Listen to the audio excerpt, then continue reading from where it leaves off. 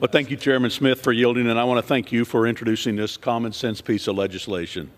Mr. Speaker, I rise today in strong support of the Pandemic Unemployment Fraud Enforcement Act. But before I get into my planned remarks, I want to fact-check some of the colleagues on the other side of the aisle attacking President Trump, claiming that laid-off federal workers are being prevented from receiving unemployment. We've been in touch with the Department of Labor, and they've published documented guidelines describing filing and eligibility requirements that make it clear federal workers are eligible for unemployment. The biggest risk to federal workers is not being able to claim their benefits at all because fraudsters got there first. There have been multiple data breaches at agencies across the government, including the Office of Personnel Management, exposing the personal information of millions of federal workers.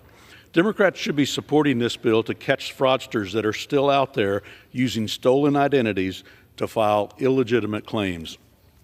My colleagues on the other side of the aisle have insisted, despite their pushback on Trump's administration's actions, they want to cut waste, fraud, and abuse. Well, today they can prove it. The bill we're debating is really pretty simple. We know that during the COVID-19 pandemic, many Americans benefited from unemployment insurance, but fraudsters took advantage of an overwhelmed system, resulting in more than $100 billion in sham UI payments, including $466 million of UI fraud in my home state of Kansas. But the statute of limitations is fast approaching on March 27th, and if Congress doesn't act, these scammers are off the hook. Our legislation today extends the statute of limitations from 5 to 10 years. With nearly 1,700 open cases, this bill gives the Labor and Justice Department the tools they need to go after these criminals.